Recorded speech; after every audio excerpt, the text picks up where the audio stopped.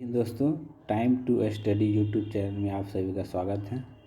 जिसना कि पिछली वीडियो में हम लोगों ने देखा कि हम लोग प्राचीन भारतीय इतिहास के बारे में डिस्कस कर रहे हैं। तो पहला वीडियो हम लोगों ने अपलोड कर चुका है और उसमें हम लोग पढ़े थे प्रागैतिहासिक काल के बारे में। आज उसके बाद का चैप्टर देखते हैं सिंधु घाटी सभ्यता, है ना। सिंधु घाटी सभ्यता के बारे में देखते हैं। चलिए देर न करते हैं, स्टार्ट करते हैं। अभी तक आपने चैनल अगर सब्सक्राइब नहीं किया तो सब्सक्राइब कर दें, लाइक करें, अपने फ्रेंडों के साथ शेयर करें। ठीक है, तो सिंधु घाटी सभ्यता स्टार्ट कर रहे हैं। तो सिंधु घाटी सभ्यता की खोज, सिंधु घाटी सभ्यता की खोज किसने किया, है ना। खोज के बारे में देखते हैं पहले।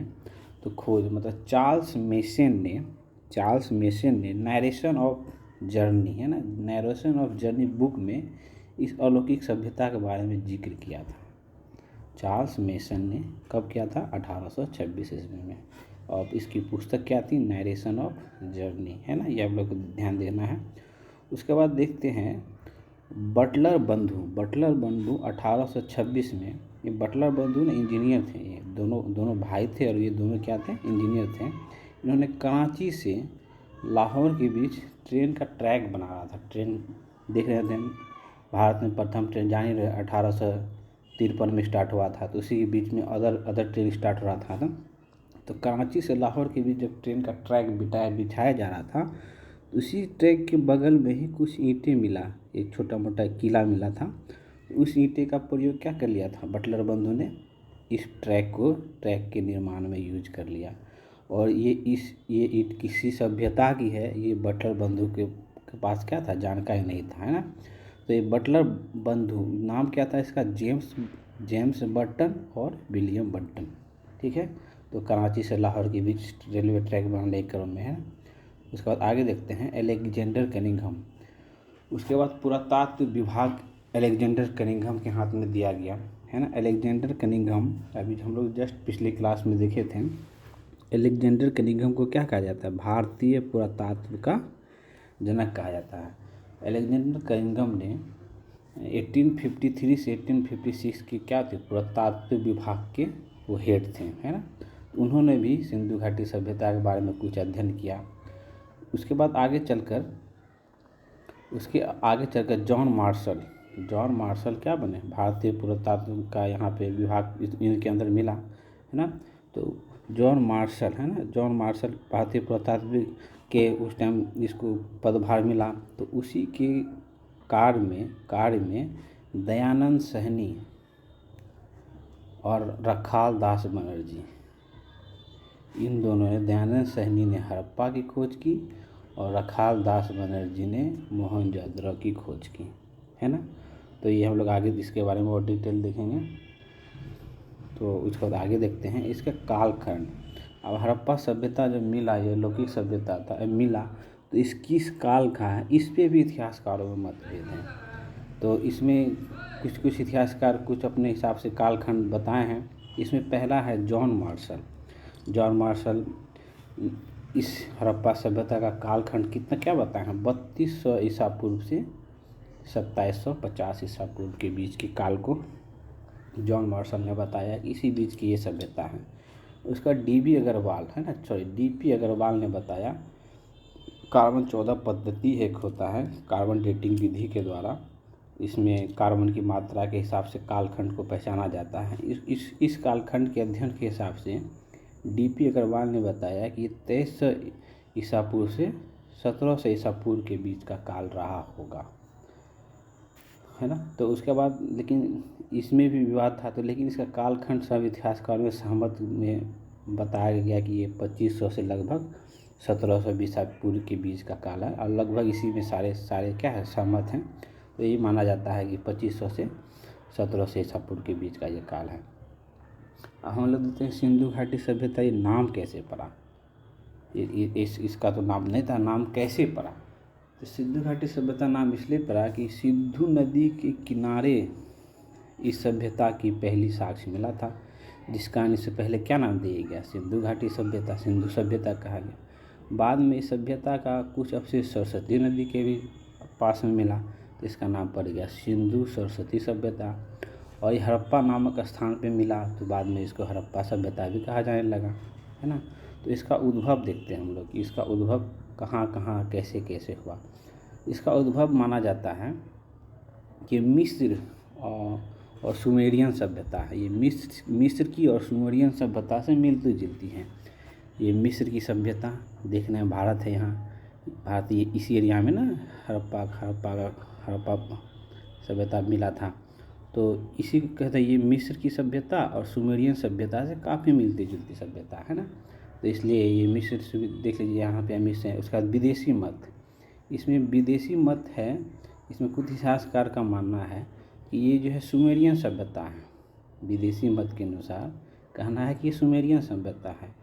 और मार्शल व्हीलर और चार्ल्स और डी केशम्बी ने इस मत का सहमत किया कि हाँ ये सुमेरियन सभ्यता है।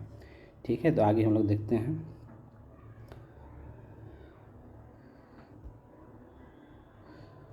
अब कुछ स्थानीय मत, वो विदेशी मत था, विदेशी मत था। अब देखिए कुछ स्थानीय मत। स्थानीय मत के अनुसार रखालदास बनर्जी जो मोहनजोदड़ो की खोज की थी, इसके अनुसार रखालदास बनर्जी ने कहा ये द्रविडियन लोग की सभ्यता है।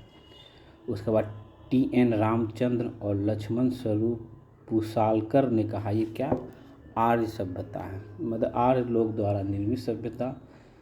कौन कहा? TN रामचंद्र और लक्ष्मण स्वरूप पुसालकर।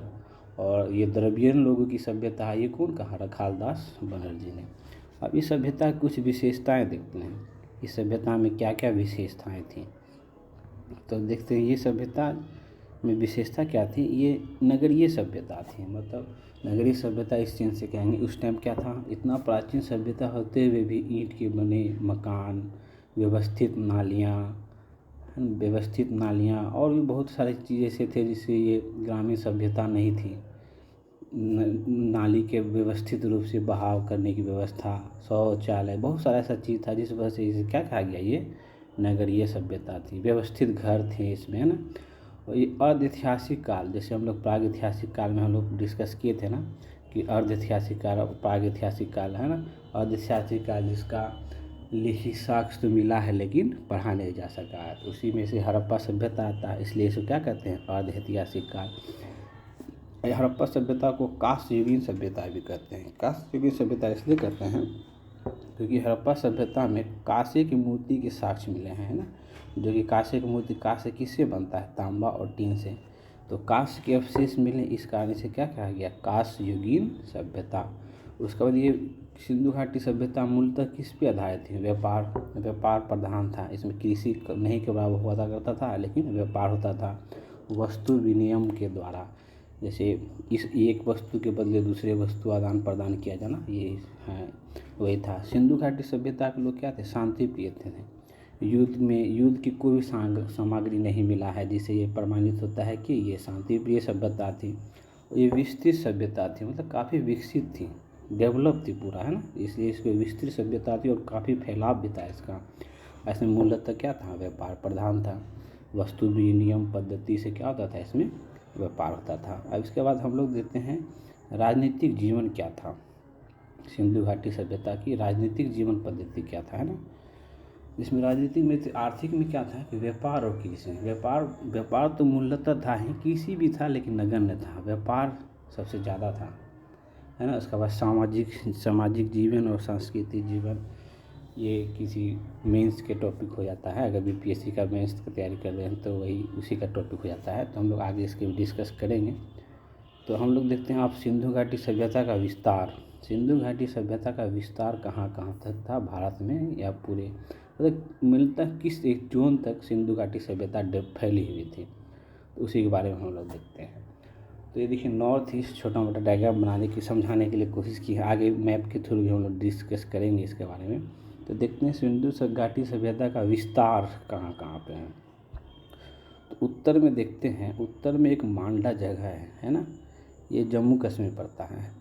और इस मांडा में चिनाब नदी है ना, चिनाब नदी उत्तर में मांडा की चिनाब नदी से लेकर दक्षिण में दायनाबाद महाराष्ट्र गोदावरी नदी तक, है ना, का क्षेत्र। उसके बाद पूर्व में आलमगीरपुर, ये यूपी में पड़ता है।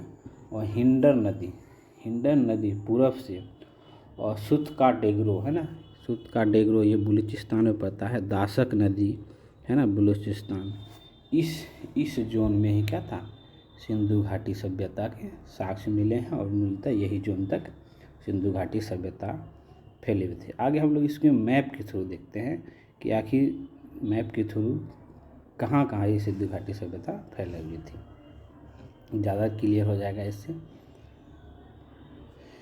भारत का मैप बनाने का कोशिश किए हैं आप लोग, देखिए समझने का कोशिश करिएगा। देखिए मांडा भी जब हम लोग देखें, मांडा जम्मू कश्मीर, चिनाब नदी है ना, ये यूपी का क्षेत्र हो गया। आलमगीरपुर हिडसन नदी, ये दायमाबाद हो गया महाराष्ट्र का क्षेत्र। कहाँ, गोदावरी नदी। ये सुतकाडेग्रो हो गया दाशक नदी और बलूचिस्तान का क्षेत्र, ये देख लीजिए है ना। और ये लगभग जो है ना 13 लाख वर्ग किलोमीटर क्षेत्र में फैला हुआ था। सिंधु घाटी सभ्यता लगभग 13 लाख वर्ग किलोमीटर क्षेत्र में फैला हुआ था। और इसका अगर देखेंगे तो पूरब से पश्चिम की लंबाई, देखिए पूरब से पश्चिम की लंबाई लगभग 1600 किलोमीटर, और उत्तर से दक्षिण की लंबाई लगभग 1400 किलोमीटर का क्षेत्र में क्या था, ये फैला हुआ था। काफ़ी विस्तृत है ना, काफ़ी विस्तृत सभ्यता है। उसके बाद हम लोग देखते हैं कि कुछ इम्पोर्टेंट स्थान है जहाँ से सिंधु घाटी सभ्यता के कुछ अवशेष मिले हैं, जो कि कुछ भारत से बाहर हैं, कुछ भारत में हैं, कुछ काफ़ी बड़े हैं। उसके हिसाब से हम लोग देखते हैं कि कहाँ कहाँ पे क्या क्या सिंधु घाटी की सभ्यता थी है ना। तो पहला हम लोग देखते हैं पाकिस्तान के पंजाब प्रांत में है ना हड़प्पा स्थल है। पाकिस्तान के पंजाब प्रांत में हड़प्पा है ना। पाकिस्तान के पंजाब प्रांत में सिंधु घाटी सभ्यता के अवशेष मिले हैं। फिर पंजाब के सिंध प्रांत में, फिर बलूचिस्तान अभी हम लोग देखे ही है ना। पंजाब प्रांत में क्या हड़प्पा मिला है, सिंध में क्या दिया, चौहद्रो है ना, मोहनजोदारो और कोदीजी है ना, कोदीजी। उसका बलूचिस्तान में क्या मिला है, डाबरकोट, बालाकोट और सुतकाडेग्रो है ना, सुतकाडेर। उसके बाद देखते हैं हम लोग अफगानिस्तान में कौन कौन सा क्षेत्र है सिंधु घाटी सभ्यता या हड़प्पा सभ्यता के है ना। तो पहला क्या है, सुतोगोई है ना, सुतोगोई और मुंडीकाक है ना। ये अफगानिस्तान में सिंधु घाटी सभ्यता के 2 जगह हैं, सुतोगोई और मुंडीकाक है ना। उसके बाद आगे देखते हैं कि हम लोग उत्तर प्रदेश, और ये भारत के बाहर हो गया, ये दोनों पाकिस्तान और अफगानिस्तान, ये भारत के बाहर पाए जाने वाले सिंधु घाटी सभ्यता के स्थल हैं, महत्वपूर्ण स्थल। अब हम लोग देखते हैं भारत में, भारत के अंदर पाए जाने वाले सिंधु घाटी सभ्यता के कुछ महत्वपूर्ण स्थल। उसमें देखते हैं सबसे पहले उत्तर प्रदेश का देखते हैं। अभी जस्ट हम लोग देखें, आलमगीरपुर क्या था, सिंधु घाटी सभ्यता का सबसे पूर्वी विस्तार है ना, हिंडसन नदी के किनारे आलमगीरपुर हो गया है ना, संगोली हो गया और भटगांव हो गया। उसका महाराष्ट्र देख लिए, अभी हम जस्ट देखे महाराष्ट्र में कहाँ था, सिंधु घाटी सभ्यता का सबसे दक्षिणतम बिंदु, क्या नाम था इसका, दायमाबाद है ना। उसके बाद हम लोग क्या देखें, राजस्थान में कौन सा जगह है, कालीबंगा है ना। कभी कभी क्वेश्चन आता है कालीबंगा कहाँ पे पड़ता है, वर्तमान में कालीगंगा किस शहर में है ना, या किस राज्य में, इस तरह का क्वेश्चन बनता है। तो कहाँ पे है राजस्थान के, कालीबंगा कहाँ है, राजस्थान में है।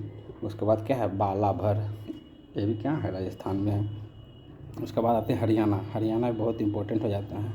हरियाणा में कौन सा जगह है, बानावली, राखीगढ़ी और भगवानपुर। ये राखीगढ़ी जो है भारत में पाए जाने वाला सिंधु घाटी सभ्यता का सबसे बड़ा स्थल है।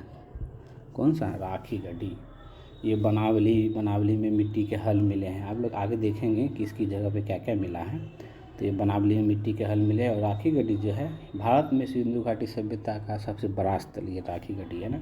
उसके बाद आगे हम लोग देखते हैं पंजाब में क्या था, रोपट और ये संघोल है ना। रोपट कहाँ पे है, पंजाब में, और संघोल है ना। उसके बाद देखते हैं गुजरात में क्या है, लोथल, क्या है, धोलावीरा है ना, रंगपुर है ना, सुटकोटदा और रोजदी। ये सब कहाँ का क्षेत्र है, गुजरात का। ये बहुत इंपॉर्टेंट, लोथल, धोलावीरा, रंगपुर है ना, ये तीनों बहुत इंपॉर्टेंट हैं। लोथल क्या था, ये सिंधु घाटी सभ्यता का पोत है, बंदरगाह क्षेत्र है यहाँ पे भी अग्निकुंड मिले हैं। धौलावीरा में भी कुछ है ना, तो आगे हम लोग देखेंगे कहाँ पे क्या क्या चीज़ मिला है ना। उसके बाद देखते हैं सिंधु घाटी सभ्यता में, जैसे हड़प्पा है तो हड़प्पा के किनारे कौन सी नदी है, तो हड़प्पा की खोज किसने की, उसके बाद हड़प्पा में क्या क्या मिला है, इसके बारे में हम लोग डिस्कस करेंगे अभी, है ना। तो हम लोग सबसे पहला देखते हैं कि हड़प्पा, है ना। सबसे पहला हम लोग देखते हैं कि हड़प्पा में क्या क्या मिला है। तो देखिए हड़प्पा कहाँ पे है, रावी नदी के किनारे, है ना।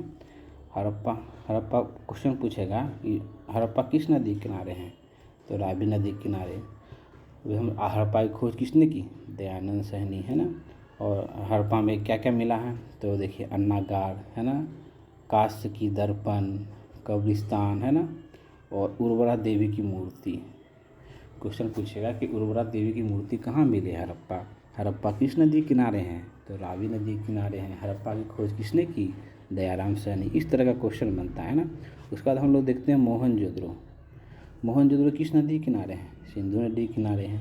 मोहनजोदड़ो की खोज किसने की, रखालदास बनर्जी, हम लोग पीछे भी देख चुके हैं।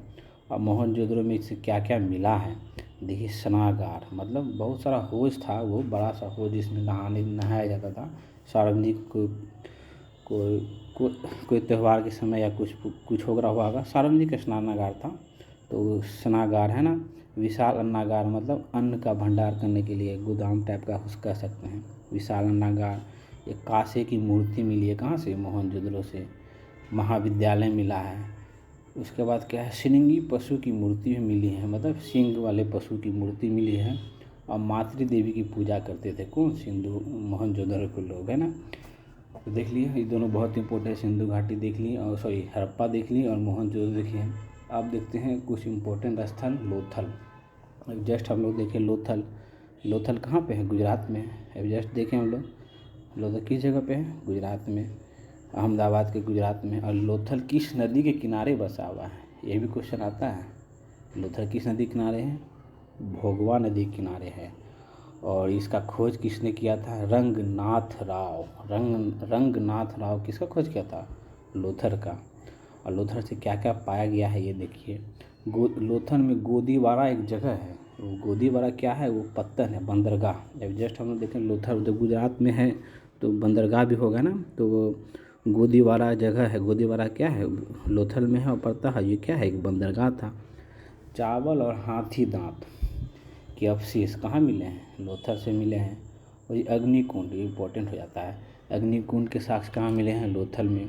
और 3 युगल समाधान, मतलब कब्रिस्तान में 3 लोगों की युगल समाधान, है ना, युग कब मिला है समाधान, इसी को कहते हैं। और घोड़े की मूर्ति मिली है ना। और ये पैमाना क्या होता है ना, कि एक बड़ा सा बर्तन होता है जिससे नापने जाना वाला होता है ना, 1 बार 2 बार 3 बार इस तरह करके, ये पैमाना है, ये तराजू कह सकते हैं। पैमाना कहाँ मिला है, लोथल से। उसके बाद हम लोग देखते हैं कालीबंगा, है ना। कालीबंगा किस नदी के किनारे है, तो घग्गर नदी के किनारे है। कालीबंगा किस जगह पड़ता है, राजस्थान के हनुमानगढ़ जिले में, है ना। कालीबंगा वर्तमान में किस जगह पे है, तो राजस्थान के हनुमानगढ़ जिले में पड़ता है। ये कि कहाँ पे है, ये घग्गर नदी के किनारे बसा हुआ है।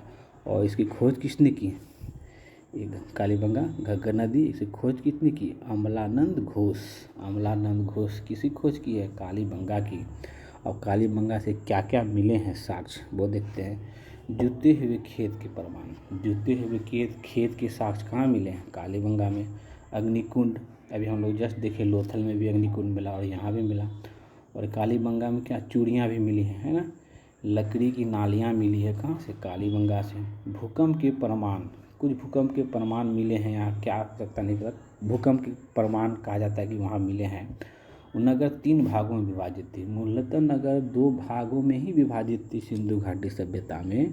कालीबंगा नगर ऐसा जगह था जहाँ पे नगर 3 भागों में विभाजित देखा गया, है ना। तो क्वेश्चन पूछेगा कि 3 भागों में विभाजित सिंधु घाटी सभ्यता के शहर कौन है, तो ये कालीबंगा, आप लोग को ध्यान रखना है ना। उसका आगे हम लोग देखते हैं राखी गढ़ी, है ना। राखी गढ़ी हम जब बताएं कि भारत में सबसे बड़ा, सिंधु घाटी सभ्यता का सबसे बड़ा स्थल बताए थे, तो अभी राखी गढ़ी कहाँ पड़ता है? हरियाणा में पड़ता है। और ये किस नदी के किनारे है? तो घग्गर नदी के किनारे बसा हुआ है राखी गढ़ी। और राखी गढ़ी की खोज किसने की? तो सूरज भान। भारत में आप देखिए, भारत में सबसे बड़ा स्थल राखी गढ़ी क्या है? सिंधु घाटी सभ्यता की भारत में पाए जाने वाली सबसे बड़ी स्थल राखी गढ़ी, एकदम ध्यान रखना है। और यहाँ से क्या प्राप्त है? ताप उपकरण, मतलब तांबे के कुछ उपकरण प्राप्त हुए हैं ना। उसके बाद अगला हम लोग देखते हैं चौहद्रो किस नदी किनारे हैं? सिंधु नदी किनारे हैं। एक और शहर हम लोग पीछे देखें, मोहनजोदड़ो भी कहाँ थी? सिंधु नदी किनारे थी। चौहद्रो भी कहाँ है? सिंधु नदी किनारे पे है। ये वर्तमान में सिंध प्रांत में ना, पाकिस्तान के सिंध प्रांत में ये पाया जाता है चौहद्रो, है ना। इसकी खोज किसने की? एर्नेस्ट और मैके और मजूमदार। चौहद्रो की खोज किसने की? मैके और मजूमदार ने, है ना। अब चौहद्रो से क्या क्या प्राप्त हुआ है देखिए, मनके बनाने के कारखाने, है ना, बर्तन बनाने के कारखाने, कंघा मिला है, एक लिपस्टिक मिला है, और पंजे के निशान मिले, है ना। मतलब पंजे के, चूहे को बिल्ली पकड़ते हुए इसी तरह कुछ पंजे के निशान मिले। कहाँ से मिले हैं? चौहद्रो से। चौहद्रो से क्या क्या मिला है? मनके बनाने के कारखाने, कंघा, लिपस्टिक और पंजे के निशान कहाँ से मिले हैं? चौहद्रो से, है ना। इसके बाद आगे देखते हैं हम लोग। और उसके बाद देखिए बनावली कहाँ पे? हरियाणा में पड़ता है। अब हम लोग जब देखते कि राखी गढ़ी भी कहाँ पड़ रहा था? हरियाणा में पड़ रहा था, है ना। और राखी गढ़ी, उसके बाद देखिए बनावली कहाँ पड़ रहा है? ये भी हरियाणा में पड़ रहा है। और ये किस नदी किनारे है? सरस्वती नदी के किनारे है, बसा हुआ है। और बनावली से हड़प्पाकालीन क्या स्थल मिले हैं? तो ये मिट्टी के हल। अभी जस्ट हमने पिछले बोला था ना कि बनावली में क्या प्राप्त हुए? मिट्टी के हल, है ना। तो ये सब महत्वपूर्ण स्थल है जहाँ जहाँ से कुछ पाया गया है। उसके बाद आगे हम देखते हैं, 2-4 और बचा हुआ है यहाँ से, और क्या क्या चीज़ प्राप्त हुए हैं। उसके बाद अगला है हम लोग का रोपड़। देखिए, अब रोपड़ कहाँ पड़ता है? रोपड़ पड़ रहा है पंजाब में, है ना। पंजाब में पड़ रहा है। ये किस नदी किनारे है? सतलज नदी किनारे है। और रोपड़ की खोज किसने की? यज्ञदत्त शर्मा, एकदम इम्पोर्टेंट है, यज्ञदत्त शर्मा। यहाँ से क्या प्राप्त है? रोपड़ से तांबे की कुल्हाड़ी। क्वेश्चन पूछेगा कि किस हड़प्पाकालीन स्थल में तांबे की कुल्हाड़ी प्राप्त हुई? तो क्या बोला? रोपड़ में मिला है ना। उसके बाद देखिए रंगपुर कहाँ पड़ता है? अहमदाबाद गुजरात में पड़ रहा है रंगपुर। और रंगपुर किस नदी के किनारे बसा रहे हैं? भादर नदी के किनारे बसा हुआ है रंगपुर। और ये रंगपुर की खोज किसने की? SR राव, है ना। और यहाँ से क्या प्राप्त हुए हैं? तो घास की भूसी, ज्वार बाजरा, है ना। यहाँ पे घास की भूसी और ज्वार बाजरा का प्रमाण कहाँ मिला है? रंगपुर में, है ना। उसके बाद अगला देखते हैं हम लोग। अगला क्या है? सूरकोद्रा, है ना। सूरकोद्रा स्थल मिला है। सूरकोद्रा स्थल कहाँ पे है? ये कच्छ गुजरात में है ना। ये किस नदी किनारे है? सरस्वती नदी किनारे है। और इसमें क्या मिला है? कलश समाधान, है ना। कलश समाधान और घोड़े की हड्डी और तराजू। हम लोग देखे थे लोथल में मनके मिले थे। वो क्या था? वो एक बर्तन हुआ करता था जिससे नापने में यूज किया जाता था, है ना। और यहाँ पे तराजू मिला है ना, तराजू और घोड़े की हड्डी के साथ, और कलश का समाधान, है ना। तो ये सब कहाँ मिला है? सूरकोद्रा जो सरस्वती नदी के किनारे है, और ये कच्छ गुजरात में पड़ता है ना। उसके बाद हम लोग देखते हैं सिंधु घाटी सभ्यता में लोग व्यापार कहाँ से क्या क्या चीज़ का व्यापार हुआ करता था, इसके बारे में देखते हैं ना। पीछे अगर एक बार में क्लियर नहीं हो पा रहा हो तो वीडियो ज़रूर, अगर स्लो बोल रहे हैं तो आप लोग स्पीड करके देख सकते हैं। और नोट्स बनाना चाहते हो तो वो भी बहुत अच्छा रहेगा। और कम से कम 1 से 2 बार वीडियो देखेंगे तो आपका सारा क्लियर हो जाएगा। बहुत मेहनत कर रहे हैं आप लोगों के लिए, प्लीज़ कोऑपरेट करिए। उसके बाद देखते हैं सिंधु घाटी सभ्यता में मुख्यतः व्यापार का क्या क्या चीज़ कहाँ से व्यापार में किया जाता था। तो हम लोग देखते हैं चांदी व्यापार। चांदी कहाँ से व्यापार होता था? ईरान और अफगानिस्तान से। क्वेश्चन आएगा कि सिंधु घाटी सभ्यता में चांदी का व्यापार किन देशों से हुआ करता था? तो आपको ध्यान रखना है, कहाँ से? ईरान और अफगानिस्तान से। फिर क्वेश्चन आ जाएगा टीन कहाँ से होता है? टीन अफगानिस्तान से। तांबा कहाँ से होता है? तो खेतरी राजस्थान। अभी भी खेतरी भारत में जो है ना, तांबा उत्पादन करने में अगिन है, अभी भी याद रख सकते हैं इसको। तांबा का उत्पादन भारत में सर्वाधिक खेतरी में ही होता है ना, ध्यान में रखना है, राजस्थान। उसके बाद लाजवर्द जो है ना, मेसोपोटामिया से लाजवर्द की व्यापार होता था, है ना। तो उसके बाद देखिए नोट में देख लेते हैं, गन्ना और रागी के प्रमाण नहीं मिले, है ना।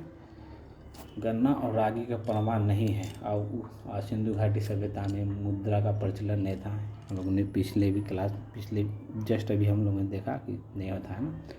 अब देखिए इतनी बड़ी सभ्यता अचानक से गायब कैसी हो गई, इस पे भी क्वेश्चन बनता है ना, कि कैसे गायब हो गई। तो कुछ इतिहासकार ने अपना अपना मत दिया कि इतनी बड़ी सभ्यता कैसे पतन हो गया, कैसे लौकिक हो गई, है ना। तो इसके बारे में कुछ इतिहासकार ने अपना अपना मत दिया है।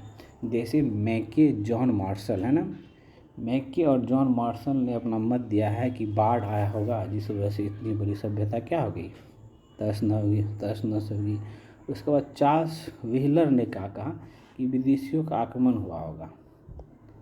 ठीक है, अगला क्या है, फेयर सर्विसेज ने क्या कहा कि पारिस्थितिक असंतुलन, मतलब क्लाइमेट चेंज होने की वजह से क्या हुआ, सिंधु घाटी सभ्यता का पतन हो गया।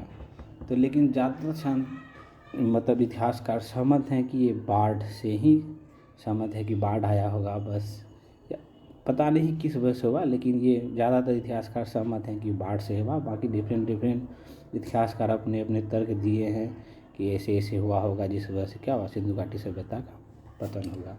उसके बाद कुछ नोट में देखिए क्या लिखा हुआ है कि मोहनजोदड़ो और हड़प्पा को जुवा राजधानी का बहन कहा। किसने कहा, पिगट महोदय ने मोहनजोदड़ो और हड़प्पा सभ्यता को क्या किया, एक दूसरे का जुर्मा बहन किया। क्वेश्चन आता है कि मोहनजोदड़ो और हड़प्पा को जुर्मा राजधानी किसने कहा, तो पिगट ने कहा। सॉरी, हम बहन बोल दिए ना, सॉरी, जुर्मा राजधानी कहा गया ना, पिगट महोदय ने कहा। उसके बाद ये हड़प्पा सभ्यता क्या थी, ये जनतंत्रात्मक व्यवस्था थी। इसने किसने कहा, हिल्टर ने कहा कि जो ये जनतंत्र व्यवस्था थी, है ना। तो हम लोग आगे देखते हैं, फिर आगे का बस लास्ट पेज है। उसके बाद ये परिवार की कुछ परिस्थिति क्या, मतलब परिवार किस तरह का लोग व्यवस्थित करते, परिवार, है ना। परिवार समाज में सबसे छोटी इकाई थी। परिवार जो था सिंधु घाटी सभ्यता में परिवार की सबसे छोटी इकाई थी परिवार, है ना। परिवार क्या था, मातृसत्तात्मक व्यवस्था था। मातृसत्तात्मक मतलब माता के नाम पे ही घर का, जैसे अभी क्या होता है ना कि पितृसत्तात्मक, है ना, कि पिता के नाम पे ही सब कुछ। यहाँ पे मातृसत्तात्मक व्यवस्था था। उसका वर्ण व्यवस्था का प्रमाण नहीं मिलता है ना। मतलब सिंधु घाटी सभ्यता में क्वेश्चन पूछेगा इनमें से कौन सभ्यता वर्ण व्यवस्था का प्रमाण मिलता है, तो हम क्या नहीं, है ना। स्टेटमेंट वाइज आजकल क्वेश्चन आ जाता है, तो वर्ण व्यवस्था का प्रमाण नहीं मिलता है सिंधु घाटी सभ्यता में, है ना। सिंधु घाटी सभ्यता के लोग पशुपतिनाथ देवता थे, उन्हें क्या करते थे, पूजा किया करते थे, है ना। ये लौकिक सभ्यता थी, मतलब वो गायब हो गई, अचानक से गायब होगी और अचानक से उभरी। मतलब शुरू से कोई नहीं जान रहा था, अचानक से उद्भव हुई सभ्यता, ऐसे इसलिए सभ्यता को क्या कहते हैं, लौकिक सभ्यता। और इस सभ्यता में कुछ विशेषताएं थी जो आने वाली कुछ सभ्यता में नहीं देखी गई, इसलिए इस विशेषता के बारे में थोड़ा देख लेते हैं। सिंधु घाटी सभ्यता में जो घर बना हुआ था वो गीट पद्धति देख सकते हैं आप लोग। ये घर है ना, ये बीच में घर है, तो ये चारों तरफ से रास्ता हुआ करता था, है ना। बीच में घर हुआ है, ये सब क्या है, ये रास्ता है, और ये बीच में घर है। इसी सीक्वेंस से हुआ करता था। इस सीक्वेंस को क्या कहते हैं, ग्रिड। तो ग्रिड पद्धति से निर्मित घर थे। क्वेश्चन पूछेगा सिंधु घाटी सभ्यता में घर किस पद्धति या किस प्रणाली से निर्मित थी, तो ग्रिड प्रणाली से निर्मित थी। इसको ध्यान रखना है हम लोग को, है ना। उसके बाद देखिए शहर मूलतः दो भागों में विभाजित थे, एक पश्चिमी नगर, एक पूर्वी नगर, है ना। तो पश्चिमी नगर जो था वो उच्च भूमि में था, मतलब ऊपरी जगह पे था। और ये पूर्वी नगर जो था ये निचली इलाकों में था, मतलब नीचा था। तो ऐसा कहा जा सकता है कि पश्चिमी में ऊपरी में क्या थे, अमीर वर्ग या शिक्षित अमीर वर्ग रह रहे होंगे, है ना। और पूर्वी नगर क्या था, ये निचला इलाका था, मतलब कम गरीब लोग टाइप का वास होता होगा, है ना। इसे ये साबित हो सकता है ना। तो यही है, शहर कितने दो भाग में विभाजित थी, कितना, पश्चिमी नगर ऊपरी भाग जिसे दुर्ग कहा जाता था, और पूर्वी नगर कौन था, ये निचली भाग जिसे पूर्वी नगर निचली भाग कहा जाता है। उसके बाद नोट में कुछ देखते हैं, धोलावीरा में, है ना, धोलावीरा में नगर 3 भागों में बटा हुआ था। अभी जस्ट हम लोग पीछे भी देखे हुए थे, धौलावीरा ही ऐसा एकमात्र नगर है, जैसे यहाँ पे पश्चिमी नगर पूर्वी नगर में विभाजित था, तो धौलावीरा में एक नगर जो है 3 भागों में विभाजित था, है ना। तो ये भी ध्यान रखना है कि कौन ऐसा एकमात्र शहर है हड़प्पा सभ्यता का जो 3 भागों में बटा हुआ था, तो वो कौन है, धौलावीरा। और इसमें देखिए इस टाइम जो ईंट मिले हैं, पके हुए ईंट का साइज़ दिया हुआ है, 4:2:1 के अनुपात में ईंट का साइज हुआ करता था, है ना। उसके बाद देखिए धौलावीरा सबसे व्यवस्थित नाली, एक और पॉइंट है, ये बहुत इम्पोर्टेंट है। एक शहर है धौलावीरा, अभी जैसे हम देखिए यहाँ पे 3 नगर मिला है, इस धौलावीरा में ही क्या है ना, सबसे व्यवस्थित नाली के प्रमाण यहीं पे मिले हैं। पूछा जाएगा सबसे व्यवस्थित नाली सिंधु घाटी सभ्यता में कहाँ थी, वो कहाँ थी, धौलावीरा में सभ्यता थी, है ना। तो मुझे लगता है अब ख़त्म हो चुका है ना। तो कैसा लगा भाइयों बहनों ये, है ना, उम्मीद करते हैं अच्छा लगा हो। अगर पसंद आया हो मेरा कंटेंट तो प्लीज़ चैनल को सब्सक्राइब करें, लाइक करें और फ्रेंड्स के साथ शेयर करें। Thank you. मिलते हैं फिर अगले वीडियो में, अगला टॉपिक होगा हम लोग का, ठीक है, वैदिक सभ्यता।